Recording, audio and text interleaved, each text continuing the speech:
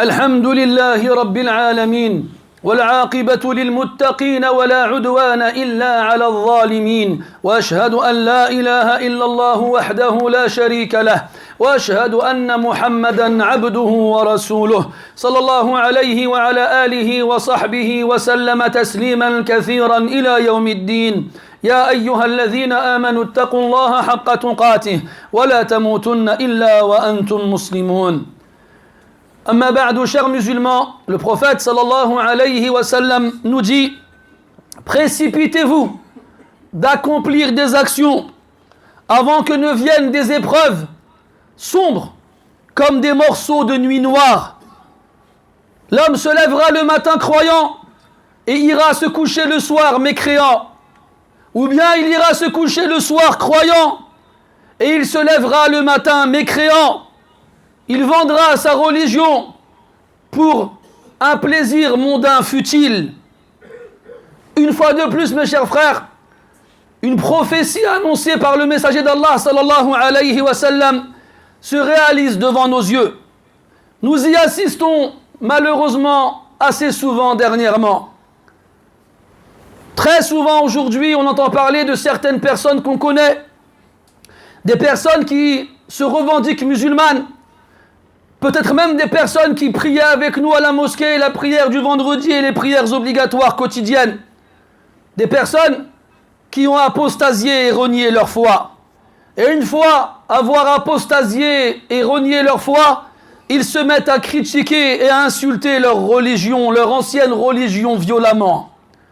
L'un d'entre eux dit exactement la même chose que ses prédécesseurs, comme Allah l'a cité dans le Coran, en parlant de l'islam. In hadha illa asatirul awwalin. Tout cela ne sont que des contes racontés par les anciens. Cette narration prophétique avec laquelle j'ai débuté ce prêche, que vous avez entendu il y a quelques instants, nous indique une des causes à travers laquelle Allah tabaraka wa ta'ala préserve la religion de la personne et le préserve de tomber dans l'apostasie. De quoi s'agit-il? L'accomplissement des œuvres vertueuses. La science utile, mes frères, n'aura comme fruit que la réalisation de cette science à travers la pratique. Comme Allah le dit dans le Coran, c'est lui qui a envoyé son messager avec la guidée et la religion de la vérité, afin qu'il le fasse triompher sur toutes les autres religions. Et Allah suffit comme témoin. Les savants nous disent que la parole d'Allah Ta'ala dans ce verset, lorsqu'il dit la guidée, ça fait référence à la science utile. Et lorsqu'il dit la religion de la vérité, ça fait référence aux actions vertueuses. Donc lorsque le musulman s'habitue à accomplir des actions vertueuses tout au long de sa vie et tous les jours, cela lui sera utile lorsqu'il fera face aux épreuves. Quant à celui qui prétend être musulman et n'œuvre que très peu et rarement, la première des choses qu'il perdra lorsqu'il sera face aux épreuves, c'est sa religion, malheureusement. Et Allah dit dans le Coran: وَمَنْ يَرْتَدِدْ مِنْكُمْ عَنْ دِينِهِ. Et quiconque parmi vous apostasie de sa religion, فَيَمُتْ وَهُوَ كَافِرٌ, il mourra en étant mécréant. فَأُولَٰئِكَ حَبِطَتْ أَعْمَالُهُمْ فِي الدُّنْيَا وَالْآخِرَةِ. Voici ceux dont les actions sont anéanties ici-bas et dans l'au-delà. وَأُولَٰئِكَ أَصْحَابُ النَّارِ. Et voici les compagnons de l'enfer. هُمْ فِيهَا خَالِدُونَ. Où ils demeureront éternellement. Chers musulmans, faites attention aux personnes qui cherchent activement à semer le doute parmi vous et qui cherchent activement à vous convaincre que la religion d'Allah n'est qu'une invention humaine. Encore une fois, on entend beaucoup ces choses-là aujourd'hui.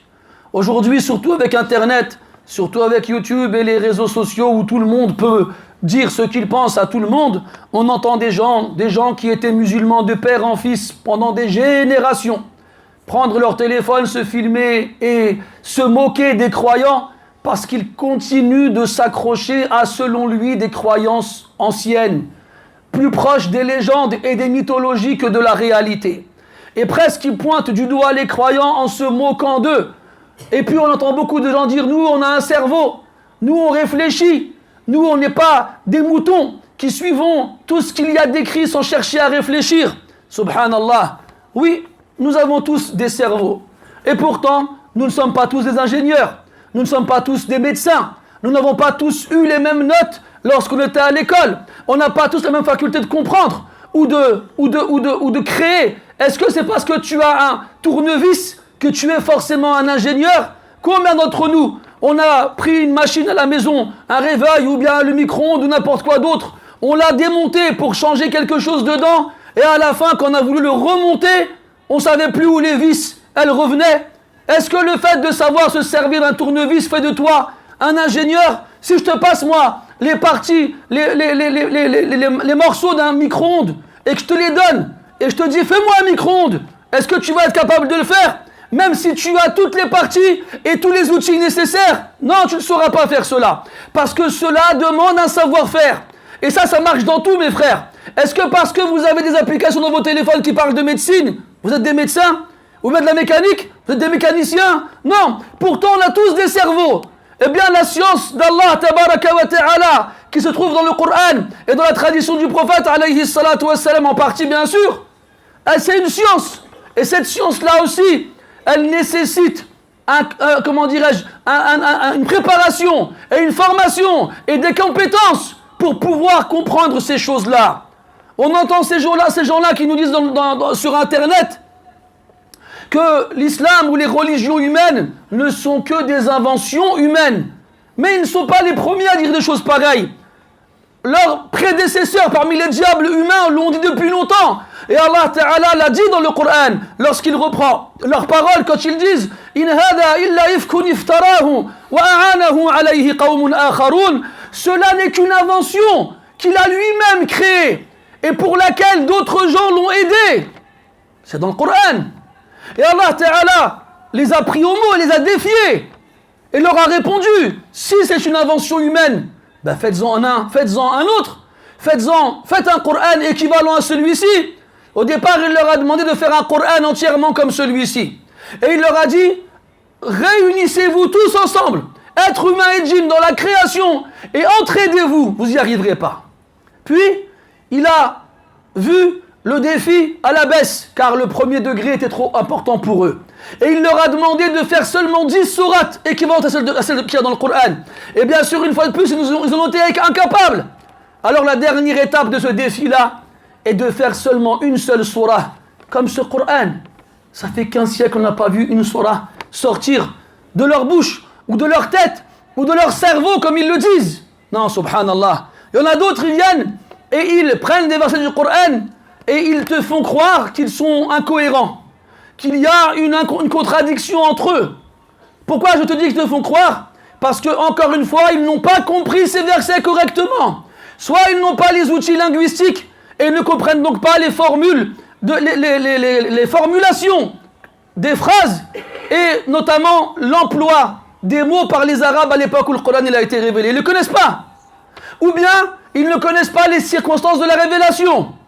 Ou bien ils ne connaissent pas l'histoire de la révélation, la chronologie de la révélation. Ou bien ils ne connaissent pas le principe de l'abrogation. Ou bien ils ne connaissent pas la façon de réunir les textes quand en apparence, on a l'impression qu'il y a contradiction.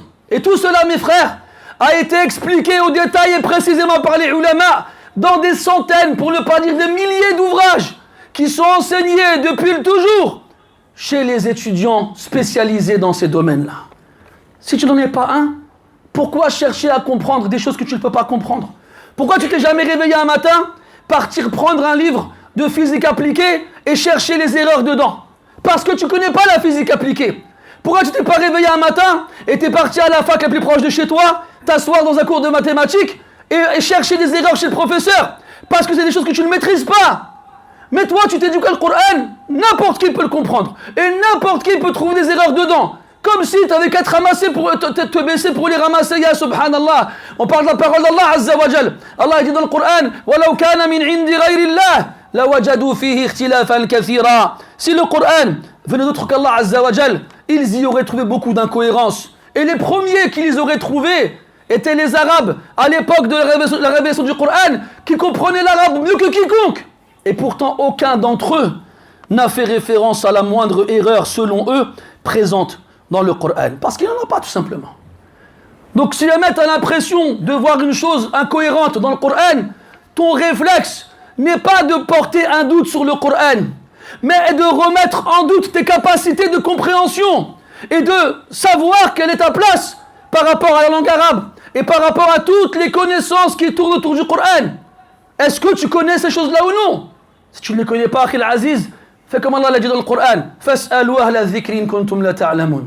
Demandez à ceux qui savent, si vous ne savez pas, et ils vous expliqueront les choses qui vous ont paru incompréhensibles. On en a d'autres, qu'est-ce qu'ils font? Ils se servent de versets pour leur donner une interprétation qui est incorrecte, et erronée. Comme Allah a dit dans le Coran, فَمَا الَّذِينَ فِي قُلُوبِهِمْ زَيْغٌ. Quant à ceux qui dans leur cœur ont une déviance, فَيَتَّبِعُونَ مَا تَشَابَهَ مِنْهُ. Ils vont suivre du Coran ce qui semble ambigu. Dans quel but? إِبْتِغَاءَ الْفِتْنَةِ. Dans le but de semer le trouble parmi les gens et de les mettre face à l'épreuve. وَابْتِغَاءَ تَأْوِيلِهِ. Et dans le but de lui donner le sens que eux ils veulent et pas le sens qu'Allah Ta'ala il a voulu. Le prophète alayhi salatu wassalam, après avoir lu ce verset, a dit: lorsque vous voyez les gens suivre les sens ambigus apparents dans le Coran et délaisser les versets qui ont un sens clair, alors faites attention à eux. Ce sont ces gens-là qu'Allah Ta'ala a nommés. Ces ignorants qui prétendent qu'il y a des erreurs dans le Coran et qui apostasient pour la moindre raison, en fait ne font que suivre leur passion. En vrai, c'est des gens qui en ont marre d'entendre haram, interdit, qui en ont marre d'entendre obligatoire, qui en ont marre d'entendre il faut faire ci, il ne faut pas faire ça. Alors au lieu d'assumer et de reconnaître que cette législation est trop lourde pour leurs pauvres épaules, ils vont se justifier en disant c'est pas nous qui sommes de mauvais musulmans, mais c'est cette religion qui est mauvaise à la base et on a préféré la remplacer par une autre ou carrément la remplacer tout court. Même s'ils vous disent qu'après ils sont devenus athées, ou bien ils vous disent qu'ils ne suivent plus de religion, c'est pas vrai. Il n'existe personne sur terre qui suit ce qu'il veut lui. Tous les êtres humains sur terre sont soumis à une législation qu'ils le veulent ou non. En France, il y a une loi, tu n'as pas le droit de faire ce que tu veux. Tu n'as pas le droit de griller un feu rouge, tu n'as pas le droit de poignarder quelqu'un dans la rue, tu te soumets à cette loi-là. Que tu ailles en France, que tu ailles en Pologne, que tu ailles n'importe où sur terre, tu es soumis aux lois présentes dans les pays où tu te rends. C'est comme ça. C'est l'être humain, il est comme ça. Si tu crois sortir d'une loi pour te retrouver quelque part où il n'y a pas de loi, tu te trompes et tu te mens à toi-même. Et tu mens aux autres. Et tu mens aux autres. Mais c'est juste que tu préfères remplacer une loi qui ne te convient pas par une loi qui te convient. Donc en fait, la chose que tu fais, c'est suivre tes passions. Et aussi d'obéir au shaitan. Parce que ça l'arrange le diable. Que tu apostasies. Parce que tu l'aides à tenir sa parole. Quand il a juré à Allah Azza wa Jal qu'il fera tout pour nous égarer tous sans aucune exception, sauf ceux qu'Allah Ta'ala aura préservés en faisant d'eux des serviteurs pieux et sincères. Et le comble, c'est que le diable à la fin, quand il y arrive et qu'il les fait sortir de l'islam et qu'il leur fait renier leur foi et que cette personne-là meurt ainsi, elle se retrouve devant Allah avec son shaitan. Et là, elle dit: ya Allah, c'est à cause de lui que j'ai mécru. Et le diable, qu'est-ce qu'il fait? Il se désavoue de lui. Il dit, comme dans le verset, Allah il dit: c'est comme le diable quand il dit à l'être humain: mais crois. Et tu crois vraiment que le diable il vient te voir, il te dit juste mais crois directement? Non. Allah il a dit dans le Coran: ne suivez pas les pas, ne suivez pas les traces du diable.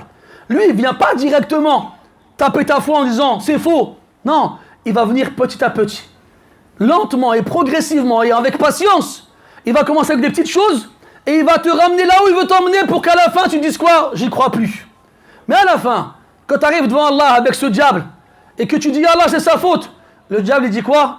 Inni bari'un mink. Moi je me désavoue de toi. Inni akhafullaha rabbal alamin. Moi j'ai peur d'Allah, le Seigneur de l'univers. Quelle est leur finalité ces deux-là? Fakana aqibatahuma annahuma fin nari khalidain fiha.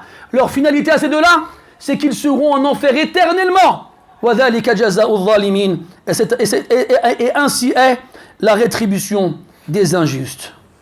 Ceux qui ont renié leur foi et ont renié le Coran et la Sunna et la parole des savants de notre communauté considérée ne font que répéter ce que le diable leur a dicté. Comme Allah dit dans le Coran, Inna alladhina irtaddu ala adbarihim, ceux qui ont fait demi-tour et ont pris le chemin opposé.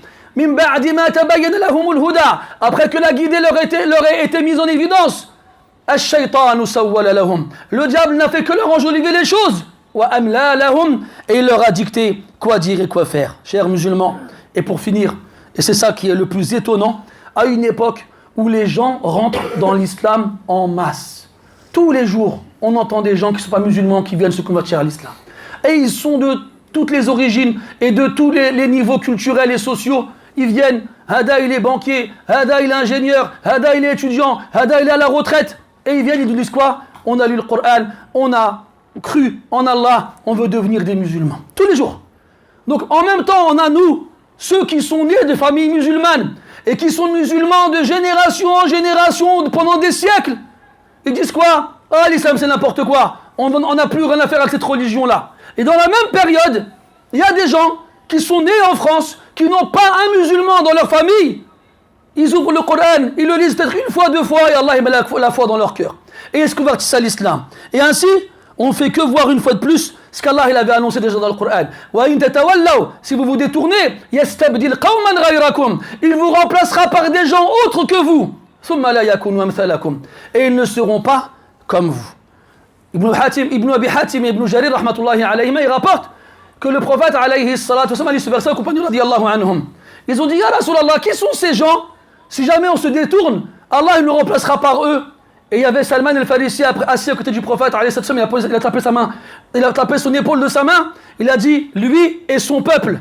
Lui et son peuple. Si l'islam se cachait dans l'étoile la plus haute dans le ciel, eh bien lui et son peuple, ils auraient été le chercher là-bas. Lui et son peuple, ils auraient été le chercher là-bas. Au départ, il fait référence aux Perses. Et les salafs comme Mujahid, rahimahullah, ils disent Humul Ajam, ce sont les gens qui ne sont pas arabes. Et regardez autour de vous. Là, peut-être maintenant, au moment où je vous parle, ici, il y a je ne sais combien de musulmans qui ne sont pas d'origine arabe ici. Des gens qui sont d'origine perse, ou d'origine européenne, ou d'autres origines, quelles qu'elles soient. Et wallah, ils sont des meilleurs musulmans que des millions d'arabes sur des siècles et des siècles. Parce que la question n'est pas l'origine. La question est la foi. Et la question est comment on s'accroche à sa religion. Donc ne crois pas, toi, qui est né avec le prénom Mohammed ou avec le prénom Khadija, qui aujourd'hui jette l'islam derrière ton dos, que tu as fait du mal à quelqu'un. Wallahi, tu n'as fait du mal qu'à toi-même. Et Allah Ta'ala, sans aucune difficulté, il te remplacera par des gens qui sont 1 milliard de fois meilleurs que toi. Faites attention, mes frères, à ces gens-là. La guerre, elle est rude et on veut vous faire sortir de l'islam par tous les moyens. Donc accrochez-vous à votre religion, cramponnez-vous à votre foi et accomplissez des actions vertueuses avant qu'on soit face à des épreuves dans lesquelles la foi de beaucoup de personnes disparaîtra en fumée. نسأل الله سبحانه وتعالى أن يحفظ لنا ديننا. اللهم أصلح لنا ديننا الذي هو عصمة أمرنا، وأصلح لنا دنيانا التي فيها معاشنا، وأصلح لنا آخرتنا التي إليها معادنا، واجعل الحياة زيادة لنا من كل خير والموت راحة لنا من كل شر. اللهم إنا نسألك فعل الخيرات وترك المنكرات وحب المساكين، وأن تغفر لنا وترحمنا، وإذا أردت بعبادك فتنة فاقبضنا إليك غير مفتونين. اللهم احفظنا بالإسلام قائمين، واحفظنا بالإسلام قاعدين، واحفظنا بالإسلام راقدين. اللهم أحينا مسلمين وتوفنا مؤمنين وألحقنا بالصالحين غير خزايا ولا مفتونين، نحن وآباؤنا وأمهاتنا وذرياتنا وزوجاتنا يا رب العالمين. اللهم آتنا في الدنيا حسنة وفي الآخرة حسنة وقنا عذاب النار. اللهم اشف مرضانا يا شافي المرضى، وارحم موتانا يا أرحم الراحمين. وصل اللهم وسلم وبارك على عبدك ورسولك محمد وعلى آله وأصحابه أجمعين، والحمد لله رب العالمين. وقوموا إلى صلاتكم يرحمكم الله.